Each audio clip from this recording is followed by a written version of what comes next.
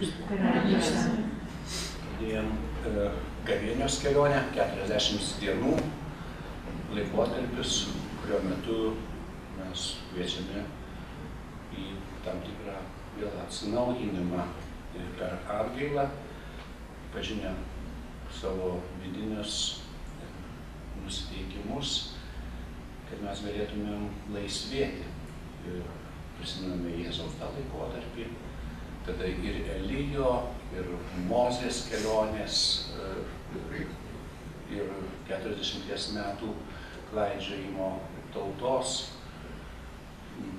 Taigi mes irgi einame tam tikrą kasmetinį ciklą.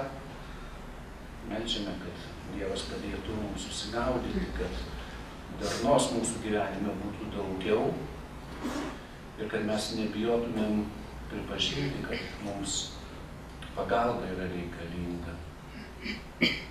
Vakar sekmadienio skaitiniuose buvo kalbama ir apie pirmųjų tėvų maištą, kai jie pareiškia, kad nepasitikė Dievo gerumu, kad nori būti kaip Dievas, nes netiki, kad jau yra kaip Dievas.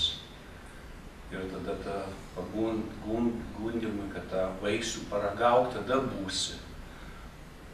Tik tai tada, kada savarankiškai spręsi, net sulaužydamas Dievo principus, jeigu tu įteisinsi savo nuostatą, savo valią, tu tada pasidarysi ir laisvas, ir pažinsi gėrį ir blogį. Ir kaip žinome, kad štai mes kiekvienas irgi nusidėjome kartu su pirmaisiais tėvais, nes mes irgi labai dažnai renkamės, norėdami save įtvirtinti, savo valdžią pademonstruoti, norėdami būti įspūdingesni, sužibėti kitų žmonių akise. Ir dažnai, žinom, kokias pasekmes paskui patiriame. Patys nutolstame ir nuo savęs, nuo Dievo ir nuo kitų žmonių. Tai štai šios dienos ir jau pirmosios gavėnios savaitės skaitiniai vėlgi ir kalba apie, kaip reikėtų tada tvarkyti savo gyvenimą. Kalbama apie mažutėlius, apie pagarbą tiems mažiesiems žmonėms. Ir kas yra tas stiprasis pasninkas, kokie principai turi būti. Tai ilgi skaitiniai, aš atsiprašau, su įžanga, iš Kunigų knygos. Viešpats kalbėjo Mozei, kreipkis į visą izraelitų bendruomenę ir pasakyk jiems, būkite šventi, nes aš, Viešpats jūsų Dievas, esu šventas. Nevokite, nemeluokite ir vienas kito neapgaudinėkite. Kreivai neprisiekite mano vardu, kitaip tu paniekintum savo Dievo vardą. Aš esu Viešpats. Neišnaudok savo artimo ir nesisavink jo turto. Tegul dienininko uždarbis nepaliks pas tave lyg ryto per naktį. Nekeik kurčnebylio ir nedėk ant kelio kliuvinio neregiui. Verčiau bijok savo Dievo. Aš esu Viešpats. Teisme nesielkite neteisingai, nestok nei į mažojo, nei į didžiojo pusę, teisingai teisk giminietį. Nešmeižk gentainio, nestok reikalauti savo artimo gyvybės. Aš esu Viešpats. Nenešiok širdyje neapykantos broliui. Pamokyk gentainį. Tada tu neversi jam nuodėmės. Nekeršyk savo tautiečiams. Nejausk jam pagiežos. Mylėk savo artimą kaip save patį. Aš esu Viešpats. Ir Dievo žodis. Taigi, gairės principai, net žydų tautai, kitoks 10 Dievo dekalogos įvardinimas. Pasiklausykime Evangelijos. Įsiklausykime Šventosios Evangelijos pagal Matą. Jėzus kalbėjo, kai ateis Žmogaus Sūnus savo šlovėje ir kartu su juo visi angelai, tada jis atsisės savo garbės soste. Jo akivaizdoje bus surinkti visų tautų žmonės ir jis perskirs juos, kaip piemuo atskiria avis nuo ožių. Avis jis pastatys dešinėje, ožius kairėje. Ir tada karalius stovintiems dešinėje tars: ateikite mano tėvo palaimintieji, paveldėkite nuo pasaulio sukūrimo jums paruoštą karalystę. Nes aš buvau išalkęs ir jūs mane pavalgydinote, buvau ištroškęs ir mane pagirdėte, buvau keleivis ir mane priglaudėte, buvau nuogas, mane aprengėte, ligonis mane aplankėte, kalinys, atėjote pas mane. Tuomet teisėjai klaus: viešpatie, kadagi mes tave matėme alkaną ir pavalgydinome, trokštantį ir pagirdėme, kadagi mes matėme tave keliaujantį ir priglaudėme, ar nuogą ir aprengėme, kadagi matėme tave sergantį ar kalinį ir aplankėme.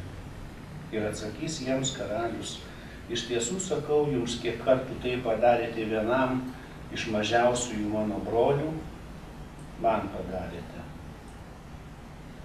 Paskui jis prabils į stovinčius kairėje: eikite šalin nuo manęs, prakeiktieji, į amžinąją ugnį, kuri prirengta velniui ir jo angelams.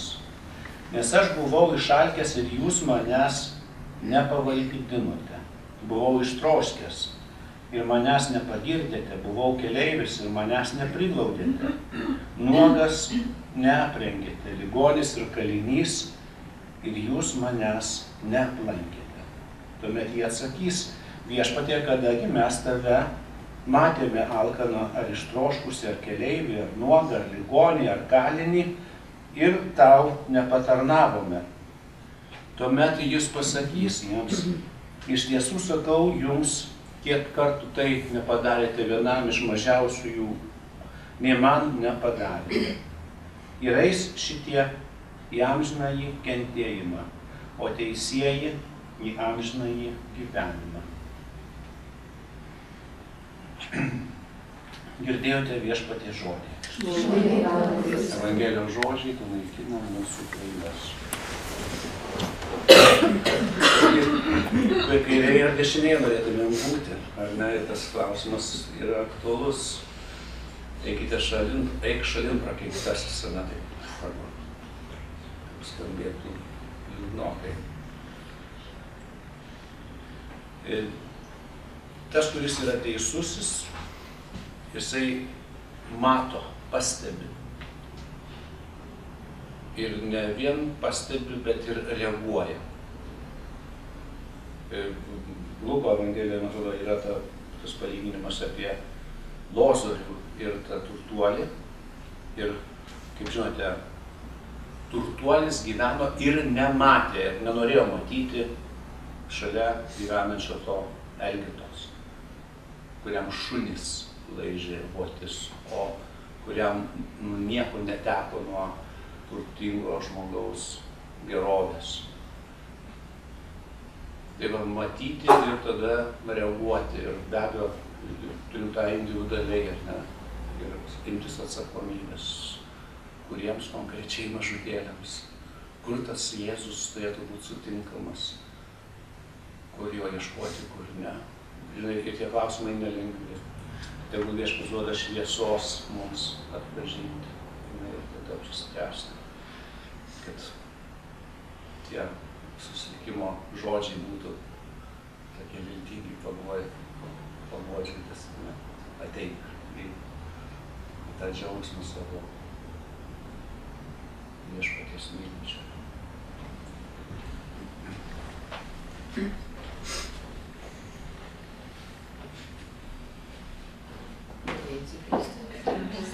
Ačiū tėvui Gintarui už paskaitimą, už įžvalgas padarytą šiandien ir pasiklausykime, ką šiandien sako žodis tarp mūsų. Mylėsi savo artimą kaip pats save patį. Visi žinome, ką Jėzus vadina didžiaisiais įsakymais. Mylėk viešpatį, savo Dievą, visa širdimi, visa siela ir visų protu. Mylėk savo artimą kaip save patį. Nors šiuodų įsakymus puikiai mes žinome, kartais jie atrodo nuplauti. Nežinome, kaip jų reikėtų laikytis. Kunigų knygoje, kurioje jie pirmą sykį paskelbiami, pateikiama daug nuodugnių nurodymų, kaip derėtų šiuos įsakymus vykdyti. Nevogti, neapgaudinėti, nesukčiauti, neišnaudoti vargšų, neniekinti bejėgių, nekenkti jiems, neatsisakyti padėti. Užuot pykus ir kerštavus, pamokyti artimą ir leisti jam pasukti viešpaties keliu. Jėzus yra konkretus. Kartais sakome, kad sunku mylėti Mesiją, nes jis neregimas ir gyvena danguje. Jis mums atrodo tolimas, visiškai kitoks nei kasdien sutinkami žmonės. Ar tikrai taip yra? Jei norime išvysti Jėzų, pažvelkime į vargšų, išalkusių jo benamių, ligonių, apkalinių akis. Arba paprasčiausiai pažiūrėkime kenčiančiam draugui ar šeimos nariui į akis. Įsiklausykime, ką tas žmogus sako arba ko nesako. Pabūkime su juo, kad atrastume Jėzų. Ir elkimės su juo taip, kaip dera elgtis su viešpačiu. Na, tokia užduotis gali pasirodyti neįveikiama, reikalaujanti daug laiko. Kaip pamąsčius apie savo ribotumą. Negi aš galiu iš tiesų mylėti tą žmogų?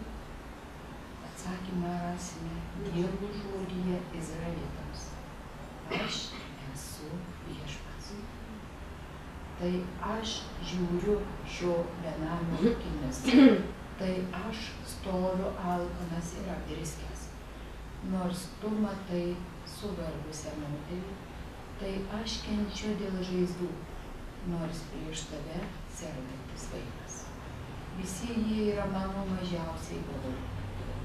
Kai tu žvelgi į juos, matai mane. Kai jiems tarnauji, tarnauji man. Kai juos myli, myli mane. Palaimintoji motina Teresė iš Kalkutų sakydavo, kad tai didžiulė malonė rūpintis vargšų vargšais, nes jie teikia tiek tau daug progų susitikti Jėzų. O kad visi atrastume šią malonę, tarnaudami vargšams, gyvenantiems tarp mūsų, netgi vargšams mūsų šeimose. Jėzau, atverk mano akis, kad regėdamas savo artimą, matyčiau ir mylėčiau tave jame. Taigi ačiū, kad klausėt. Iš tikrųjų, kiekviena diena veda mus gilyn ir tolyn. Kiekvieną dieną girdime naujus žodžius šventųjų raštų, kurie mums tarsi kelrodė žvaigždė, kuri rodo, ką rodo netapti mums blogais. Na, iš tikrųjų,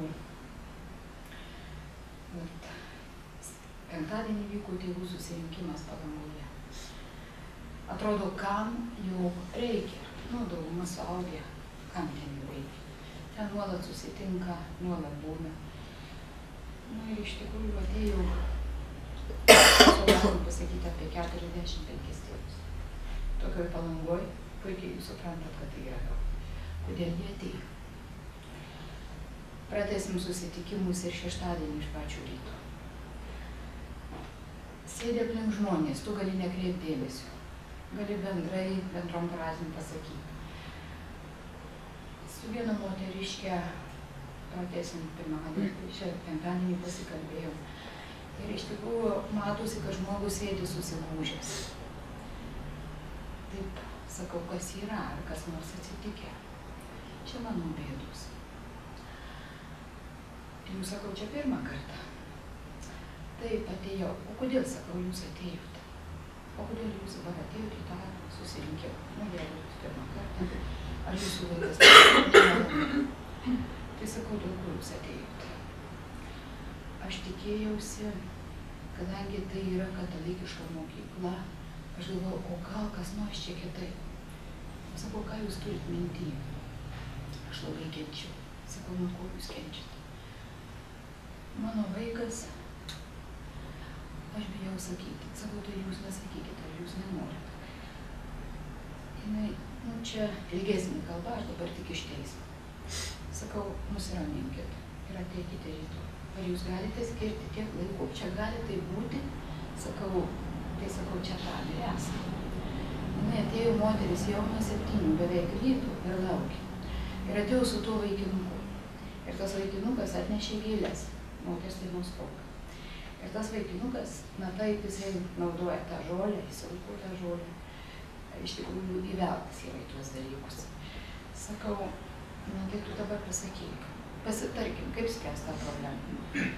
Ir žinokit, visiškai natūraliai pasakoju visas, aš nežinau, kaip baigsis toliau, aš skambinau Audutį. Mažu mes galėsim jam padėti, aš nežinau, kad jis baigtų tą vidurinę mokyklą.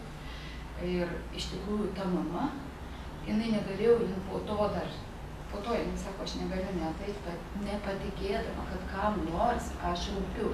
Kiek aš kreipiausi, kur aš ėjau? Sako, niekas manęs nepaklausė, aš viena auginu tuos paauglius vaikus ir sako, man labai sunku. Ką aš to noriu pasakyti? Aš to noriu pasakyti, kad iš tikrųjų mes kiekvienas, bet kokiais būdais galima prisiliesti, negalima nematyti tos bėdos, kuri kartais yra. Aš tiesiog nenoriu pataikauti tėvui Gintarui, bet savaime nueini į jėzuitų bažnyčią. Nueini į jėzuitų bažnyčią, tėvas Gintaras išklauso. Išklauso kiekvieną ir aš sakau labai ramiai, pas tą žmogų eilė stovi, nori prieiti komunijos, aš pati noriu tą padaryti, nes tai yra, iš tikrųjų, tu jauti, kad tau padės, tu jauti, kad tau išgelbės lygiai, kaip aš noriu pasakyti kitą momentą tėvelis Merkys. Tai irgi taip pat, aš nežinau, kaip reikia žemai lenkti galvą šitam žmogui ir šitą būtent šią savaitę, sekmadienį, tėvas Aldonas citavo būtent tėvelio Merkio pamokslą. Žinot, man jisai paliko, tas momentas tikrai kažkaip aš galvoju, kodėl. Sako, pažvelkime, mes, ten, žinot, buvo Evangelija, sekmadienį gundymai, 3 gundymai didieji. Ir iš tikrųjų, tėvelis Merkys pasakė, kaip atskirti, tokį davė pavyzdį, kaip atskirti tą piktą jėgą nuo tos gerosios jėgos. Sako, paimkime visiems akivaizdų būtent. Jis sako, aš auginsiu kiekvieną savo kur jisai begyventų, kiekvienoj šaly. Bet ką jis pats daro? A jis pats tarnauja, a jis pats aukojasi. A jis pats tą daro, jis pats žūva, ką darė Jėzus Kristus. Tai tiesiog pamąstymų. Dar noriu pamąstymui, vakar teko žiūrėti operetę Grafas Montekristas. Iš tikrųjų labai gili mintis ir blogų nenugalėsi. Teko žiūrėti su vaikais vakar filmą Žirnis tas ir tas Šeronas apie šunį, kuris augina vaiką. Iš tikrųjų, sako, visi norim būti tokiu šunimi, kurie šitokią meilę rodo tą, kurį prižiūri. Taigi šiandien kvieščiau visus melstis už kunigą, melstis už jį, už šitą Doganą, kurie tikrai būtent, kad Viešpats siųstų jiems šventąją dvasią, jų širdis, kad jie jų sprendimai būtų pagal Dievo valią. Tikrai mes melžiamės už Ukrainos žmonės, kurie dabar dideliai kančioje, bet melskimės ir už tuos žmonės, kurie tikrai nesulaukia galbūt karo ir galbūt neša tą kitą jėgą. Melskimės už mūsų popiežių, prašydami dvasinės jam stiprybės, kad jisai stiprintų viso pasaulio žmonės. Melskimės už tėvą Gintarą, kuris stiprina mus nuolat dvasiškai, kuris kelia. Prašykime jam dvasinės stiprybės. Melskimės mes taip pat už mūsų prezidentę, už mūsų Seimo narius, už mūsų valstybės vadovus, už mūsų ministerijų vadovus, už mūsų visus vadovus, už mūsų bendruomenės, už Švento Ignaco Lojolos bendruomenės žmonės, prašant jiems išminties, visiems mums išminties, šventąją dvasią mūsų širdis, kad mes suvoktume, kad daryti gerą, tai mylėti Jėzų, atverti širdį, tai sutikti Jėzų, ruoštis savo kelią į tą, kaip tėvas Gintaras sako, dešinėje pusę, ne į kairę pusę, kur tu gali labai laisvai suklysti. Tai prašykime viešpaties malonės. Melskimės mes taip pat už šiandien mūsų vieną dieną, mūsų mokymų yra šeštadienį, bus melskimės. Tikrai tas mūsų gavėnius, tas laikas bandytų perkės, kad mes suvoktume, kad mums reikia čia mokymus. Ar vienaip ar kitaip galbūt, gal neatsivesti, gal patiems suprasti, gal pakalbėti. Na, tikrai padarykime tą įdėlį, pasistengime, kad kiekviena diena atvertų kažką naujo, vestų į tą gėrį. Melskime ir prašykime viešpaties malonių, mes šiandien mūsų sonatos sūnų Justiną operuoja. Bet dabar kaip tik vyksta jam širdies operacija. Jaunam vaikinui, kuriam yra 18 metų, 17, prašykime viešpaties malonių jam. Mamai, aišku, sunku sudėtinga, atveriama širdies lasta per ilgai. Prašykime, melskimės už tą jaunuolį, kaip vendimės už Lietuvą, melskimės už Justiną.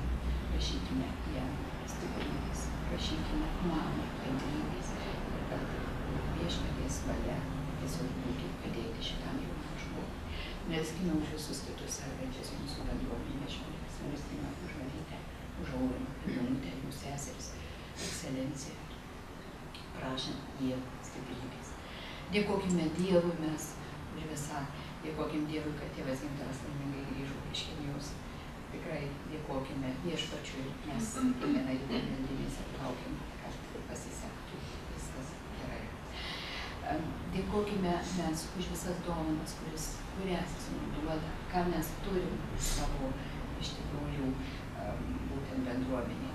Aš tai bijojau kažkaip pasakyti ekscelencijas, na galvoju, su tėvu Gintaru mes kalbėjom dėl koplytėlės naujos atidarimo, galvoju pasakysiu, čia jau kiekvienos kampos arba dar kaip pasakys, bet aš labai nudžiugavau, kaip ekscelencija apsidžiaugė.